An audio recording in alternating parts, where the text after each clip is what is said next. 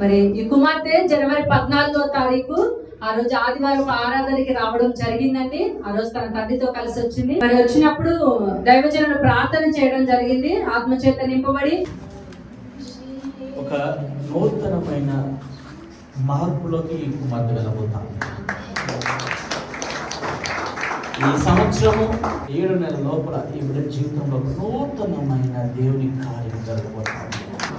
7 number చూస్తున్నానా? నాకు అమ్మాయి birthday ఇప్పుడు చెప్పావా? నాకు 7 నెలల ఒక షైనింగ్ వెలుగుతూ నింపడం చూసాను.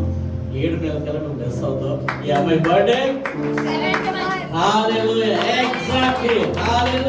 మరి జనవరి 14వ తారీఖుని మరి నా భర్త నా కుమార్తె మరి ఆరాధనలో పాల్పంచుకోవడం జరిగిందండి. ఆ రోజు నుండి మరి దైవజనులోంచి నోట్లోంచి వచ్చిన మాట నా కుమార్తె విషయంలో మరి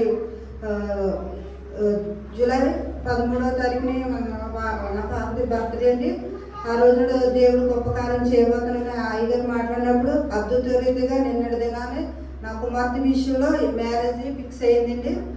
దేవుడు గొప్ప కార్యం చేసినందుకు మరి దేవుడు పొందడానికి సాక్ష్యం దేవుడు దీవించిన. దైవజనుడు 7వ నెలలో నువ్వు ఖచ్చితంగా బ్లెస్ అవుతావని ప్రవచనం పలికినప్పుడు ఇది ఎన్నో నెల అండి? అవునే కదా? 7th మంత్ కల్లా నువ్వు డ్రెస్ అవుతావు. 7th మంత్ నీవు బర్త్డే విషెస్ దేవుడు ఇవ్వబోతున్నాడు. చూడండి, అదే 7వ నెలలో మరి ఆ రోజు చెప్పారు కదా, పుట్టినరోజు కల్లా నువ్వు సాక్షిగా ఉంటావు అని.